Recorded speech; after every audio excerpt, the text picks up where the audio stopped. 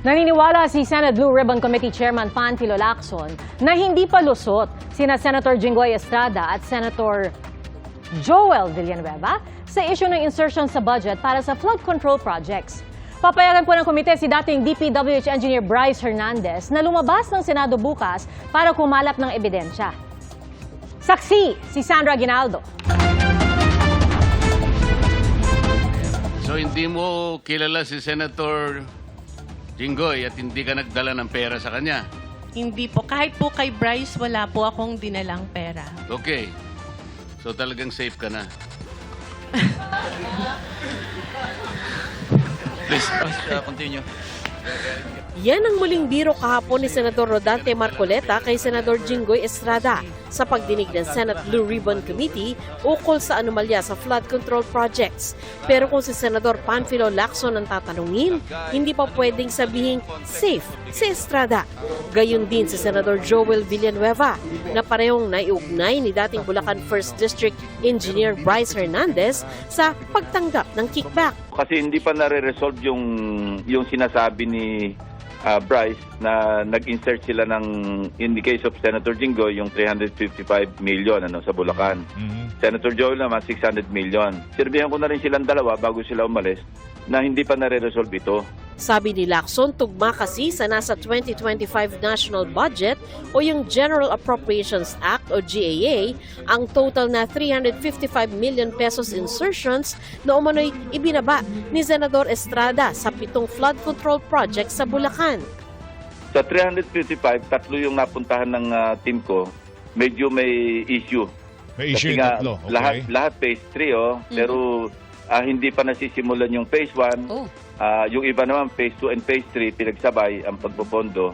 Ang isang issue doon, meron na yatang parang nakapag-release na ng pondo sa phase 3. Pero teka muna, nasa phase 1 pa tayo. Parang ganon. So may issue talaga, may issue. Maging ang 600 million pesos na ayon kay Hernandez ay insertion ni Villanueva. Nakita rin ni Senador Sherwin Gatchalian na nasa unprogrammed appropriations ng 2023 budget. Ang unprogrammed appropriations ay bahagi ng pambansang budget pero wala pang nakalaan na pondo at walang detalye sa simula. Kung may babangga ang pondo o kita ay maaari na itong gamitin, bagamat dapat ay sa mahalagang gastusin lang ng gobyerno. Yung kay Senator Joel, totoo yung nahati sa 8 proyekto at nakapagtaka rin doon, lahat uniform 75 million bawat isang proyekto na 8. Pero sabi ni Lacson, may kailangan pang patunayan si Hernandez. May credibility na yung sinasabi niya, ito, in-insert nila, binaba sa aming District Engineering Office. At sila yung sila yung mag-implement. Kaya lang yung issue naman ng talaga bang nagbigay siya ng komisyon doon sa dalawang senador.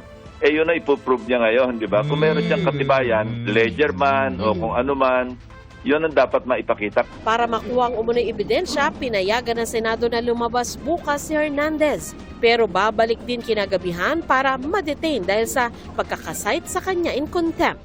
Under escort, at hindi pwede mag-overnight para maghanap siya kung ano man yung pwede niyang hanapin.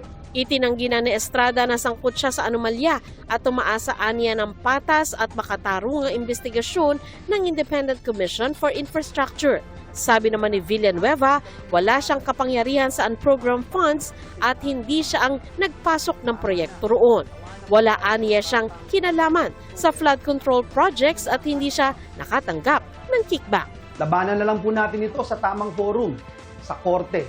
Ididimanda ko po sila. Para sa GMA Integrated News, Sandra Aguinaldo, ang inyong saksi. Mga kapuso, maging una sa saksi.